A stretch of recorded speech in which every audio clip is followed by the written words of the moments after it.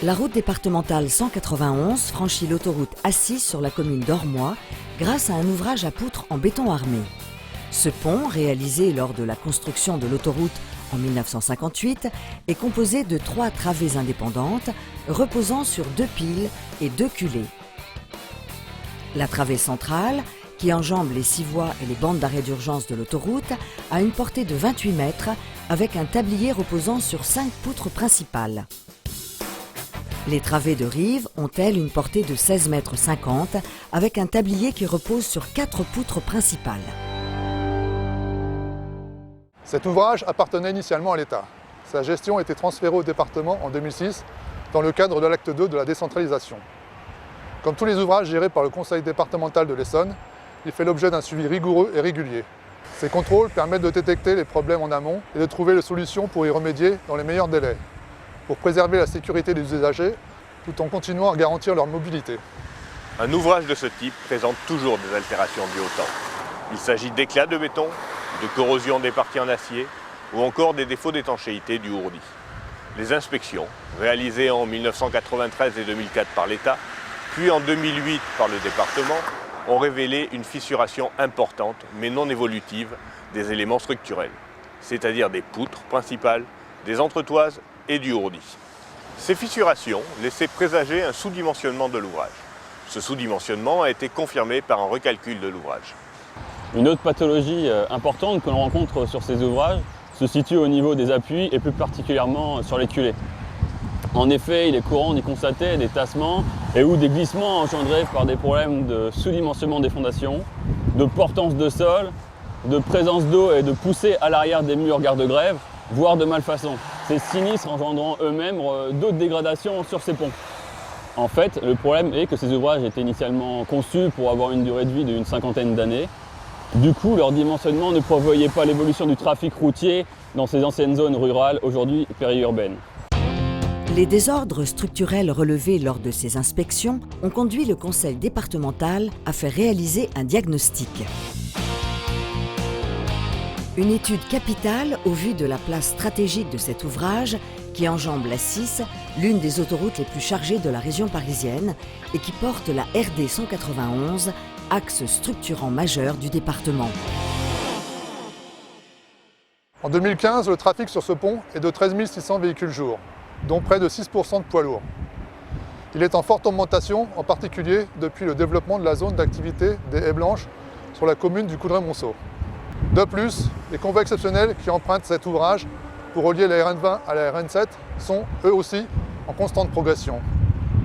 Enfin, si les travaux de la stabilisation des perrets réalisés par l'État en 1999 et 2004 ont permis de conforter les culées, ils n'ont pas réglé les désordres sur les poutres et les entretoises. Tous ces éléments, augmentation du trafic et problèmes sur la structure même du pont, ont poussé le département à engager en 2014 des travaux de renforcement structurel et à remplacer certains équipements sur l'ouvrage. Normalement, la logique de réparation aurait voulu que l'ouvrage soit étanché avant réalisation des travaux structurels en intrado. Mais l'étanchéité ne pouvait être conduite que sur un ourdi renforcé. Et ce renforcement, par contre-dalle connectée, rajoutait un poids important. Il ne pouvait donc être engagé qu'après renforcement des poutres de l'ouvrage. Conséquence, nous avons été contraints d'effectuer des travaux de renforcement des poutres et entretoises en intrado avant les travaux en extrado, c'est-à-dire de réaliser les travaux à l'envers. Les travaux ont été programmés en 2 phases. La première, réalisée entre juillet et novembre 2014, concernait les travaux de renforcement structurel de la sous-face de l'ouvrage. Ils ont nécessité la fixation d'un échafaudage suspendu au-dessus de l'autoroute A6, car il n'était pas envisageable de travailler à partir des voies enfermant un sens de circulation sur cet axe majeur. Pour ces mêmes raisons, les opérations de montage et de dépose de l'échafaudage ont été effectuées de nuit, sous consignation unitaire de voies d'autoroute. Nous avons également profité de la présence de l'échafaudage pour travailler en sécurité sur la rehausse des corniches et au remplacement des garde-corps. Ces derniers, dans un état de dégradation très important, ne jouaient plus leur rôle de protection des piétons vis-à-vis de l'autoroute A6 et n'étaient plus réglementaires pour la future piste cyclable.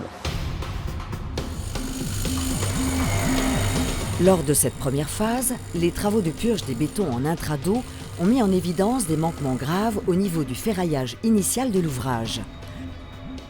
Heureusement, cette anomalie a été identifiée au début du chantier, ce qui a permis aux différents prestataires de proposer des solutions alternatives optimales sans pénaliser l'avancement des travaux. Nous avons injecté les fissures avant la mise en œuvre du tissu de fibre de carbone que l'on appelle TFC. Ce TFC permet de renforcer les poutres longitudinales du tablier. Il s'applique sur la partie basse de la poutre, c'est-à-dire la partie en traction en augmentant la section d'acier dans les poutres longitudinales.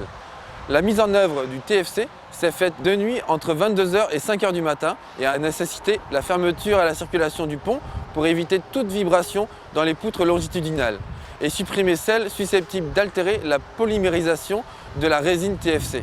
Cette opération a duré 3 semaines pour réaliser 1000 mètres linéaires d'injection de fissures et 250 mètres carrés de renforcement en tissu de fibre de carbone. Les travaux de purge ont également mis au jour de graves désordres structurels au niveau des entretoits circulés. Il a donc été nécessaire de démolir, puis de reconstruire ces entretoises après avoir provisoirement étayé les poutres. Malgré ces imprévus et ces adaptations, les travaux de la première phase ont été achevés en automne 2014 et l'échafaudage a pu être déposé comme prévu avant le 11 novembre, date butoir imposée par la DIRIF. La deuxième phase, consacrée aux travaux en extrado, a débuté en mars 2015 pour une durée de 8 mois. Elle concernait initialement la réalisation d'un ourdi de renfort ancré au tablier, la réfection de l'étanchéité de l'ouvrage, la création de dalles de transition avec réfection des garde-grève et la modification des trottoirs. Pour laisser une voie de circulation en continu sur l'ouvrage, les travaux ont été scindés en 2 grandes périodes avec un basculement de la circulation à mi-chantier. Cette phase a elle aussi réservé son lot de surprises. Tout d'abord, lors du retrait des enrobés de l'ouvrage, il s'est avéré que les tabliers étaient dépourvus d'étanchéité. Sur une bande de 3 à 4 mètres au niveau des rives, le béton du ourdi était désagrégé comme pourri par les ruissellements. Les constatations faites étaient inquiétantes. L'analyse physico-chimique d'une série de carottages a permis de dresser une cartographie du béton sain résiduel du ourdi et d'établir précisément la teneur des purges à effectuer. À partir de cette étude, une nouvelle solution pour réparer le ourdi et réaliser la contre-dalle a été déterminée. En effet, l'état du ourdi ne permettait plus ni de couler, ni de connecter la contre-dalle comme prévu initialement. Le ourdi résiduel a donc été utilisé comme un coffrage perdu et le nouveau ourdi a été cloué aux poutres pour augmenter leur inertie.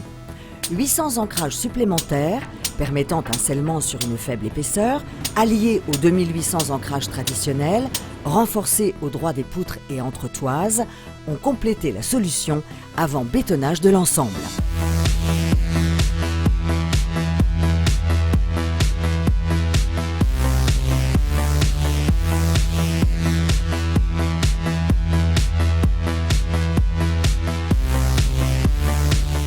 Une autre phase importante de ce chantier fut la réfection des garde-grève.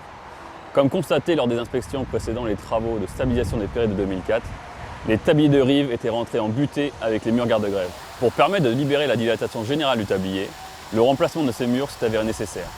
Lors du sciage des premiers éléments, nous avons constaté le cisaillement des murs au niveau des chevêtres. D'ailleurs, les études de dimensionnement nous ont confirmé la faiblesse de ces sommiers, comme envisagé lors des inspections. Les nouveaux garde-grève ont donc été dimensionnés pour être autostables, avec une liaison directe dans les pieux de fondation, par des ancrages. Afin de répartir au mieux les charges d'exploitation en sortie d'ouvrage, des dalles de transition ont été coulées. Puis, pour éviter que les mêmes problèmes n'affectent le nouvel ouvrage, un soin particulier a été apporté à l'étanchéité et à l'évacuation des eaux de ruissellement. Enfin, le pont a été totalement fermé pour permettre la mise en œuvre des enrobés. Une gêne minimale pour les usagers, car la circulation n'a été coupée qu'une seule nuit à cette occasion. Fin octobre, des essais de portance ont validé l'ensemble des travaux structurels réalisés sur l'ouvrage. Le coût global de l'opération est de 1 750 000 €. Je tiens à féliciter, au nom du département, la très bonne réactivité du maître d'œuvre, le bureau d'études OSERP, mais aussi le groupement d'entreprises POA, Fraissinet, Terre, ainsi que tous les acteurs de la maîtrise d'ouvrage qui ont apporté des solutions techniques afin de minimiser l'impact sur les délais et le budget du chantier. J'ajoute pour conclure que cet ouvrage fera l'objet en 2016 d'une inspection détaillée .0 et sera ensuite suivi régulièrement pour constater la bonne tenue des réparations. Ainsi, malgré tous ces imprévus, les services du conseil départemental et leurs partenaires ont pu mener à bien la réfection du pont qui accueille désormais en toute sécurité l'ensemble des usagers.